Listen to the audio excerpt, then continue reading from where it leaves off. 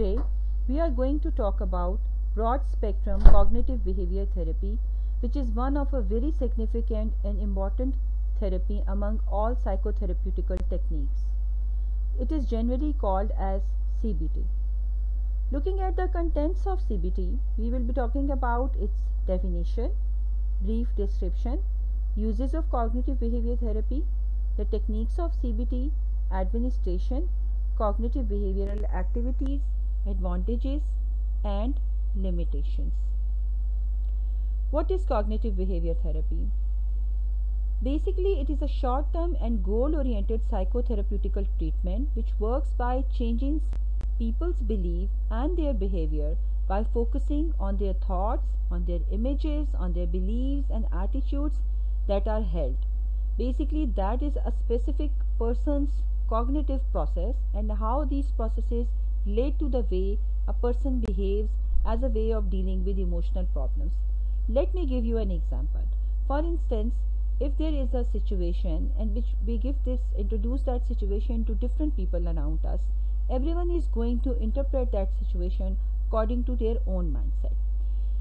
You will see that whatever the attitude, whatever the beliefs they have about a certain phenomena, they are going to describe that story, that connotation or that situation according to their own personal experience or their own personal interpretation.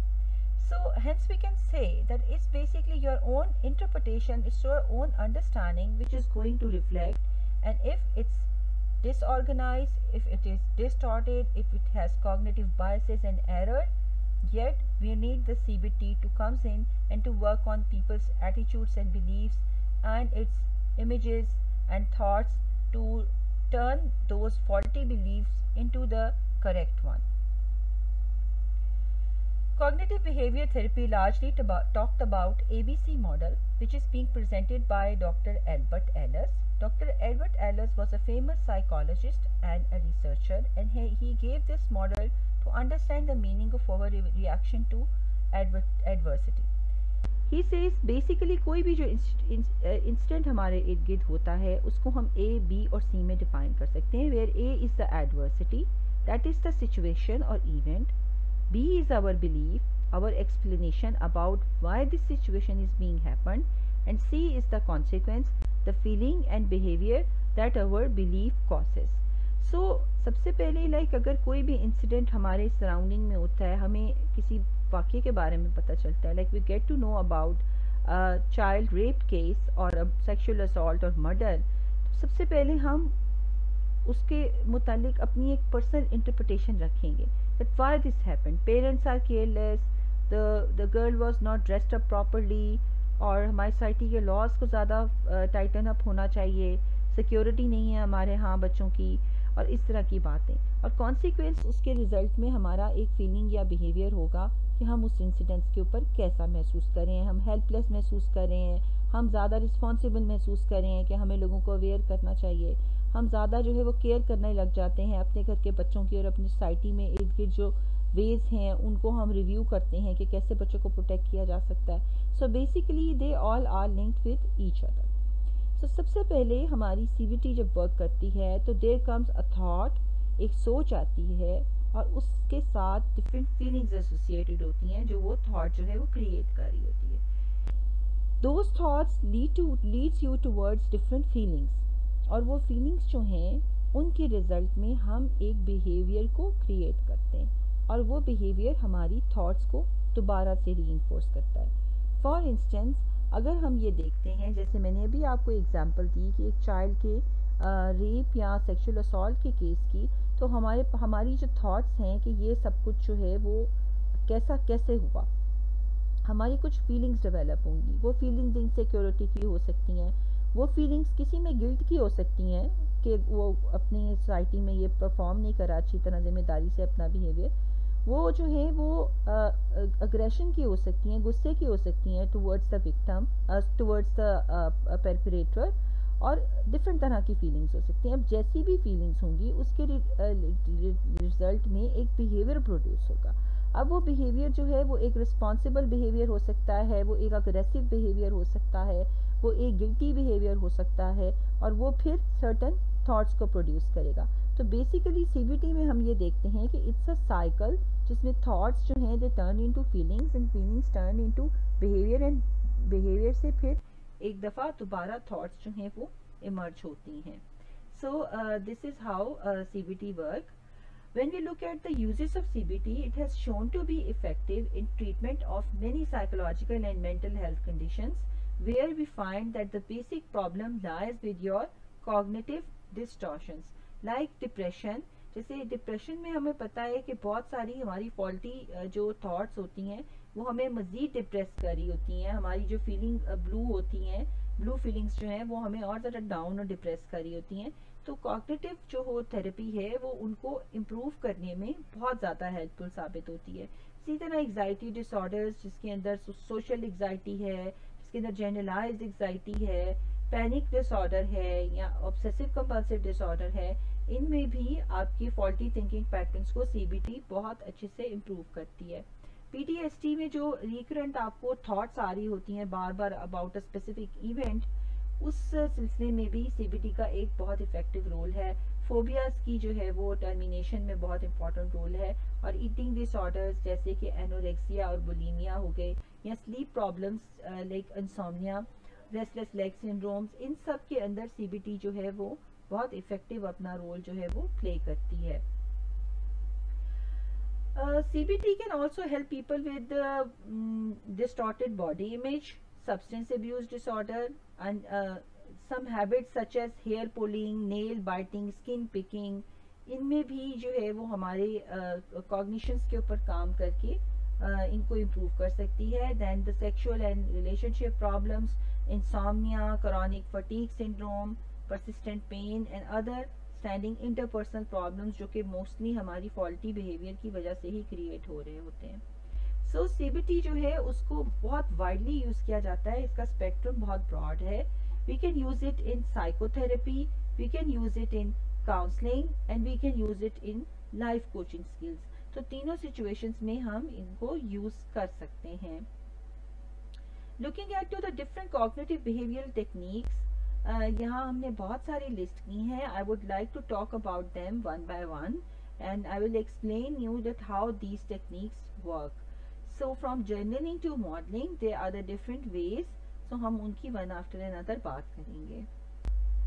First of all I would like to reflect upon one of the very effective technique that is called journaling.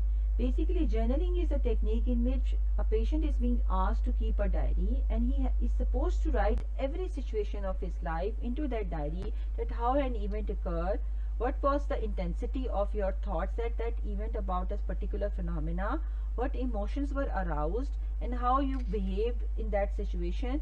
So everything need to be noted down, and when that journaling of a day would be completed, the therapist with the help of patient are going to review the journal and they will see that how they could discover the maladaptive thought patterns into it. कहाँ उनको नजर आया कि पूरे दिन में आपने अपनी परसेप्शन में कुछ गलत किया. Because if you just ask them to narrate about your whole day story, you are not going to give it a reflection कि मैंने कहाँ पर गलत सोचा. या जब आप उसको लिख रहे होते हैं तो आप उसको एज इट इज प्रोड्यूस कर देते हैं, लेकिन पढ़ने वाला पढ़ लेता है कि where you were wrong, where your thought pattern went wrong. तो बहुत हेल्प करता है. और फिर ये थॉट्स आपके बिहेवियर को कैसे इम्पैक्ट करती हैं, जर्नलिंग हमें वो भी बहुत इजीली बता देता है. Looking at the relaxed breathing technique, which is basically not specific to CBT and is used in conjunction to many other therapies and mindfulness में भी यूज होती है. बेसिकली अपनी ब्रेथ को रेगुलेट करना, अपनी सांस को ठीक करना, जो कि आपके फिर ओवरऑल बॉडी को रिलैक्स करती है, आपके माइंड को रिलैक्स करती है. ये बहुत ज़रूरी है.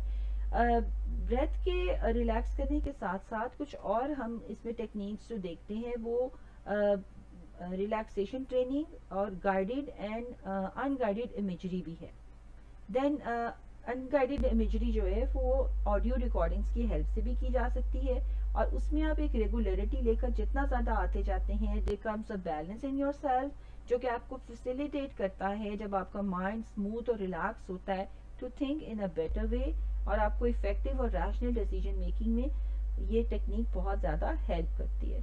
Validity testing is one of a very interesting technique in which basically the therapist asks the patient that whatever is the thought you hold in your mind, you are going to defend that. जैसे आप कहते हैं कि I am a worthless person. Now you have to defend that thought, that why you are a worthless person.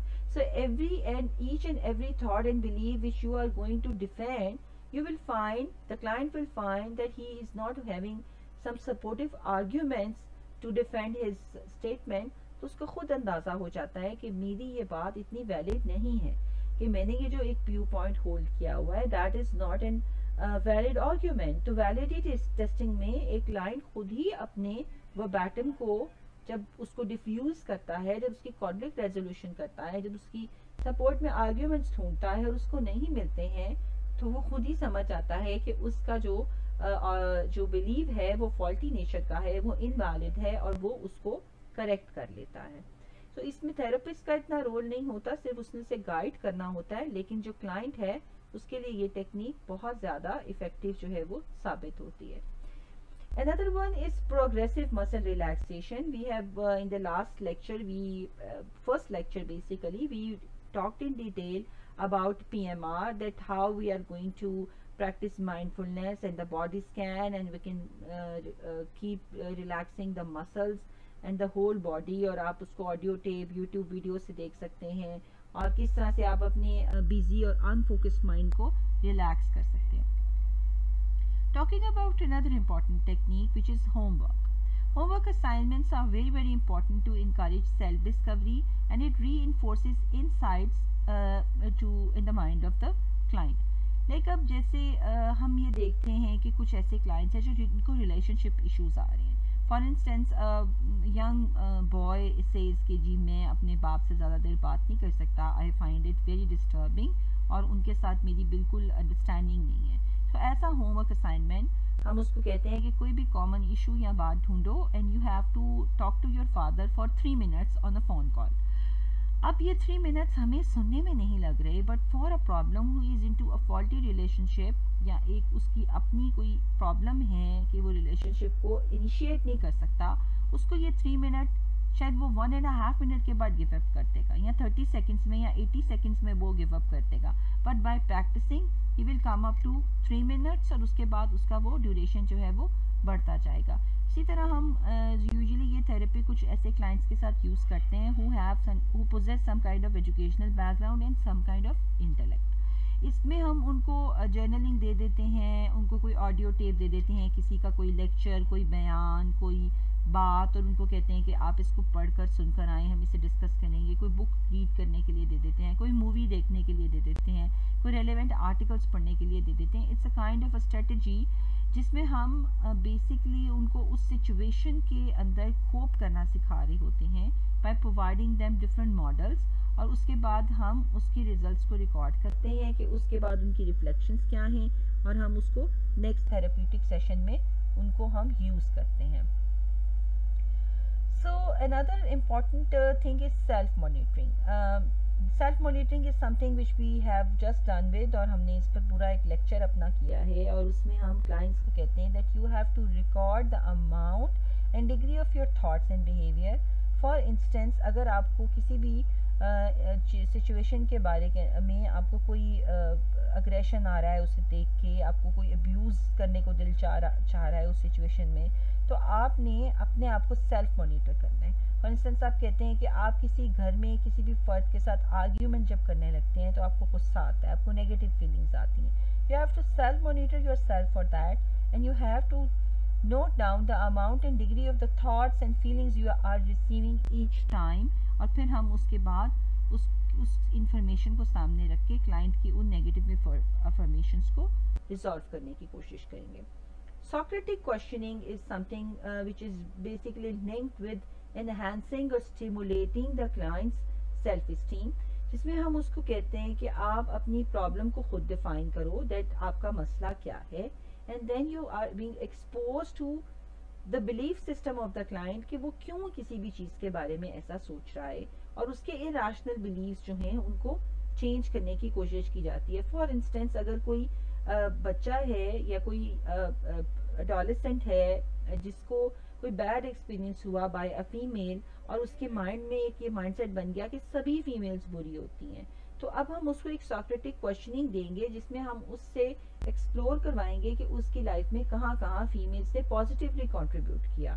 तो by doing this exercise you challenge it's belief system, और उसके irrational belief जो हैं वो उसके कॉग्निटिव प्रोसेस में जाकर एक रैशनल बिलीफ में चेंज हो जाते हैं। Behavioural experiment is another technique जिसमें हम बेसिकली एक एक्सपेरिमेंट प्रोसेस करते हैं in which includes the experiencing, observing, reflecting and planning, और उस जो भी हमारा टारगेटेड बिहेवियर होता है उसको स्टेप बाय स्टेप हम इम्प्रूव करना शुरू कर देते हैं। जैसे हम कहते हैं कि ये किसी भी सिचुएशन के बारे में हो सकते हैं बिहेवियरल एक्सपेरिमेंट। लेट्स से कि अगर हम कहते हैं कि क्लासरूम के अंदर जो है वो एक बच्चा जो है उसको कोई इशू आ रहा है और वो अपने दूसरे स्टूडेंट्स के साथ और क्लास के एनवायरनमेंट के साथ कनेक्ट नहीं कर पा रहा, वो जब बैठता है उसको एक अपनी उसकी चेन ऑफ थॉट शुरू हो जाती है और वो खेल के बारे में और चीज़ों के बारे में सोचना शुरू हो जाता है। तो उसको बेसिकली पहले एक छोटा सा असाइनमेंट देंगे कि पहले लेवल के ऊपर तुमने बैठकर क्लासरूम का बिहेवियर जो है वो क्लासरूम का जो एनवायरनमेंट है उसको तुमने ऑब्जर्व करना है।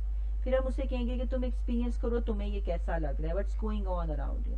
फिर तुम उसके ऊपर रिफ्लेक्ट करो कि तुम्हें इस तरह की सिचुएशन में बैठकर जो है वो क्या बातें समझ आई हैं, तुमने जो टीचिंग ली उसको तुम कैसे रिफ्लेक्ट कर सकते हो, and then planning about that. So किसी भी इशू के बारे में हम ग्रेजुअली उसको उस प्रोसेस का हिस्सा बनाते हैं और उसको डिस्कवर करने में हेल्प करते हैं। Systematic desensitization is one of a very important technique because systematic desensitization जो है it's a complete full-fledged technique itself जिसमें हम एक किसी भी बिहेवियर को एलिमिनेट करने के लिए एक पूरा स्ट्रेटजी प्लान करते हैं और लीस्ट बॉदर्ड सिचुएशन से लेके हाईली बॉदर्ड या हाईली एंग्शियस सिचुएशन तक एक हायरार्की बनाते हैं सिचुएशंस और बिहेवियर्स की, और फिर हम बारी बारी उन सिचुएशंस को एक्सपोज करते हैं क्लाइंट को, और उस प्रोसेस में जो एग्जाइटी आ रही होती है उसको रिलैक्स करने के लिए हम रिलैक्सेशन ट्रेनिंग भी दे रहे होते हैं। फॉर इंस्टेंस जैसे अगर किसी को जो है वो स्नेक फोबिया है, तो स्नेक फोबिया में स्नेक का सिर्फ नाम लेने से ही अगर किसी को पैनिक अटैक हो जाता है तो वहां से लेके स्नेक को सामने देखना या अपने हाथ में लेने तक का एक्सपोजर, इसको हम डिफरेंट स्टेप्स में डिवाइड कर देते हैं। That for instance just listening the word snake, then reading about snake, then looking at the video of a snake, then looking at the video that someone is holding a snake in his hand, and then फिर someone is having the snake in his hand near you या कमरे में है और फिर वो आपके करीब आ गया है। तो ये सारी चीज़ों को वन बाय वन ग्रेजुअली एक एक स्टेप के ऊपर एक्सपोजर देकर और उसके साथ एग्जाइटी की ट्रेनिंग रिड्यूस करने की ट्रेनिंग देकर सिस्टमैटिक डिसेंसिटाइजेशन जो है उसको यूज किया जाता है। Cognitive restructuring techniques are one of another important technique जो लोगों को उनके थिंकिंग पैटर्न्स जो हैं उनको रिस्ट्रक्चर करने में हेल्प करती है। जैसे हम उसको बेसिकली वो देखते हैं कि कहाँ कहाँ उनके नेगेटिव मूड्स और उनके इनफेक्टिव बिहेवियर्स जो हैं वो उनको डिस्टर्ब कर रहे हैं, और then they are being train to restructure their cognitive thoughts जो कि उनको तंग कर रही होती हैं। स्किल ट्रेनिंग जो है basically a lot of people's problem result not only from having the appropriate skill to achieve their goal, उनके पास स्किल्स ही नहीं होती हैं किसी सिचुएशन को डील करने की। अब वो स्किल डेफिसिट क्या होता है, that could be the probably communication problem, that could be probably assertive training का issue हो सकता है, और भी उनकी कुछ social skills lack हो सकती हैं। अब इसमें आप देखें it seems to be that communication is probably not that a big problem, कोई भी कर लेता है, but it's not like that.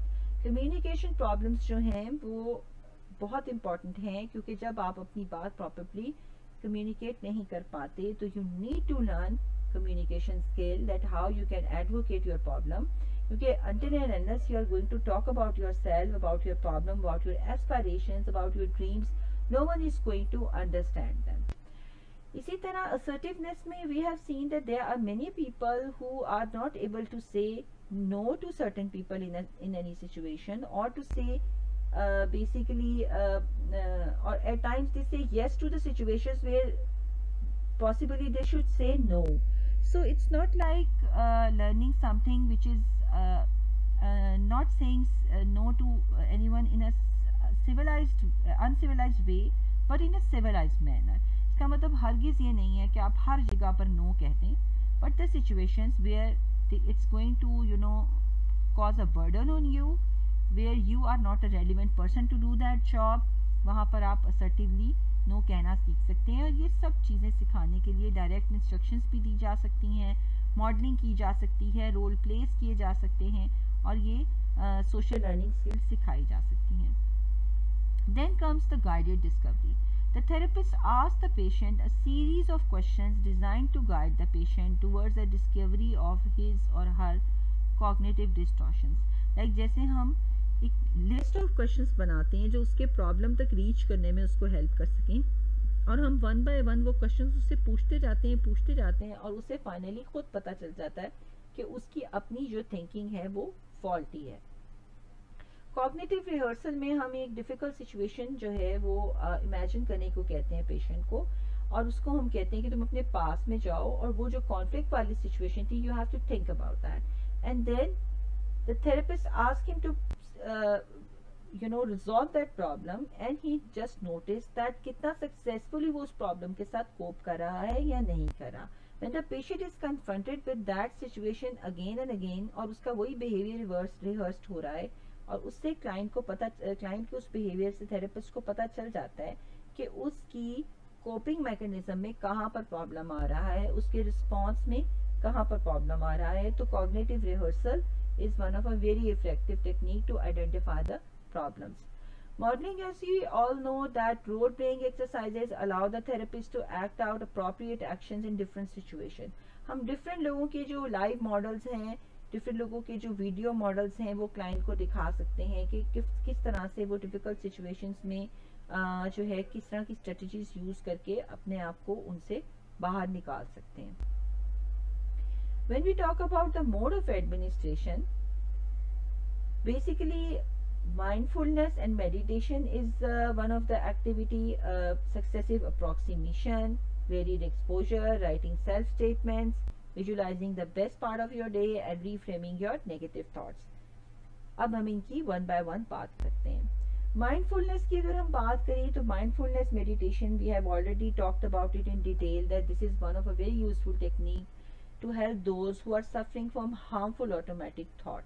और उसको हम बेसिकली उनके माइंड को थॉट फ्री करते हैं, और जो प्रेजेंट मोमेंट होता है, जो एक पॉजिटिव इमेज होता है, उसके ऊपर हम उन्हें फोकस करने को कहते हैं, और वो डिसएंगेज हो जाते हैं ऑब्सेशन से, रूमिनेशन से, जो पास्ट उनको थॉट्स आ रही होती हैं, और वो एक फर्म और ग्राउंडेड एक पॉजिटिव थॉट जो है उसके साथ अपने माइंड को स्टेबल कर सकते हैं.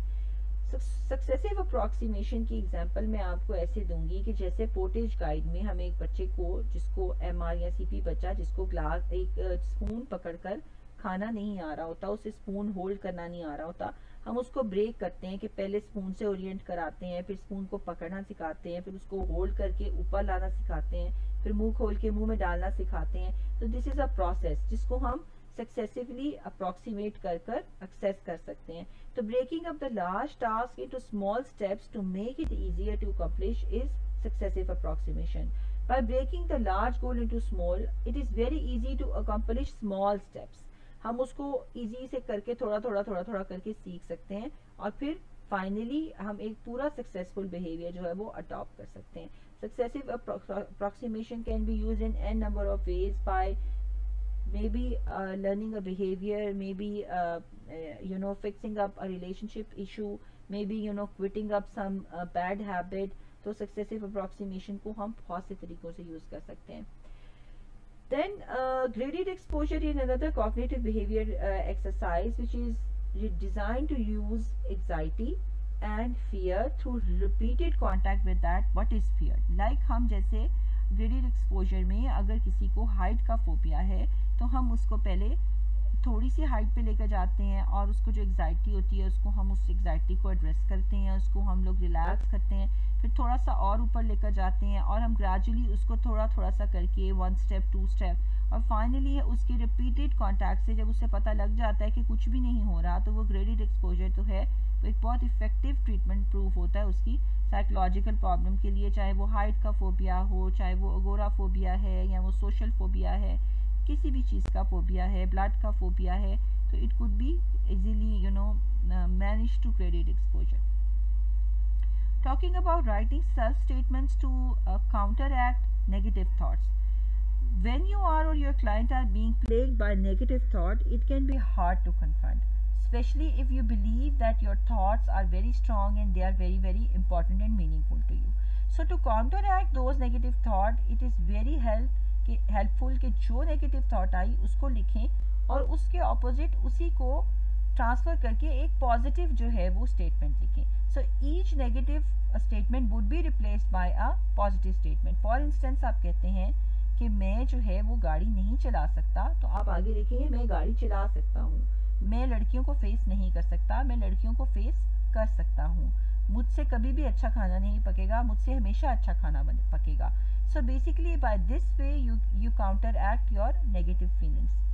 Visualizing the best part of your day is something which I recommend you all to do, because when you are feeling low, negative or depressed, it is difficult to recognize what's going on good in your life. So during this specific period which we are going through these days in COVID-19, I think this is very good कि आप एक अच्छा सा जो आपके दिन में हिस्सा गुजरा उसको आप सोचें. Whether it could be a small kind gesture by someone, it would be having some good food, it is maybe talking to some good friend or any small step, तो वो आपको पॉजिटिव डायरेक्शन में चीज़ों को recognise करने में help करेगा. Then reframing your negative thoughts. That's again that you have to counter the negative thoughts by basically noticing कि आपको कोई भी चीज़ जो है वो आपको कौन सी चीज़ है जो आपको पॉजिटिव फील करवाती हैं.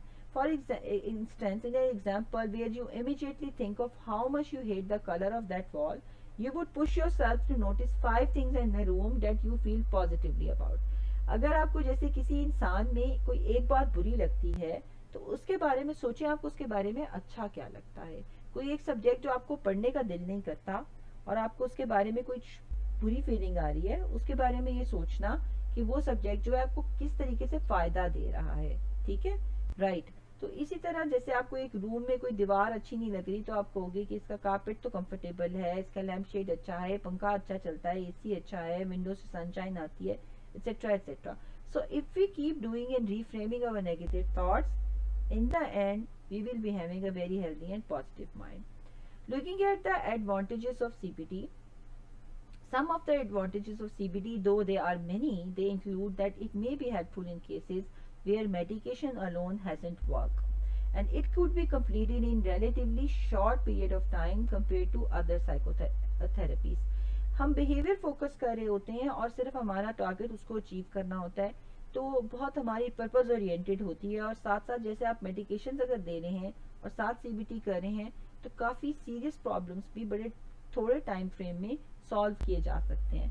और जो highly structured nature of CBT है वो हमें डिफरेंट तरह के फॉर्मेट्स में यूज़ करने के लिए अवेलेबल होती है. लाइक हम इसे इंडिविजुअल यूज़ कर सकते हैं, हम इसको ग्रुप सेटिंग में यूज़ कर सकते हैं, सेल्फ हेल्प बुक्स के थ्रू भी थॉट स्टॉपिंग और इस तरह की एक्टिविटीज़ हो सकती हैं, और कंप्यूटर प्रोग्राम्स के थ्रू भी.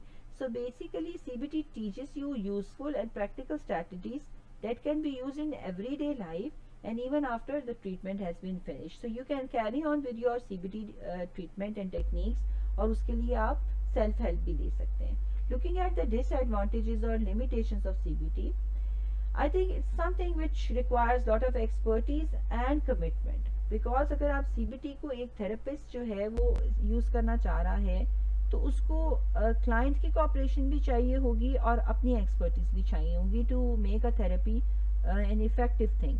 और रेगुलर सेशंस जो हैं CBT के अटेंड करना या कैरी आउट करना, इसमें काफ़ी टाइम लगता है. जैसे आप सिस्टमैटिक डिसेंसिटाइजेशन करें, you have plan to do 16 sessions, god forbid आप 8 सेशंस के बाद किसी रीज़न से कंटिन्यू ना कर सकें तो आपके वो CBT के सेशंस जो हैं वो प्रॉपरली कंप्लीट नहीं हो सकेंगे और आप उसको अपने फाइनल टारगेट को अचीव नहीं कर सकेंगे। The people who are with the more complex mental disorders, जैसे लेट्स से कि हम कहते हैं कि पर्सनालिटी के कुछ डिसऑर्डर्स हैं, या हम कहते हैं कि आइडेंटिटी का डिसऑर्डर है, या हम बात करते हैं कि जो है वो स्किज़ोफ्रेनिया या मूड के कुछ स्पेसिफिक डिसऑर्डर्स हैं, उसमें बाज़ औक़ात सीबीटी जो है बहुत ज़्यादा आपको कॉम्प्लेक्स हो जाती है करना, और उसमें आपको स्ट्रक्चर्ड सेशंस रिक्वायर होते हैं। आप सिंपल सेल्फ हेल्प से सीबीटी नहीं कर सकते। फिर ये आपके इमोशंस और एग्जाइटीज़ को कन्फ्रंट करती है सीबीटी।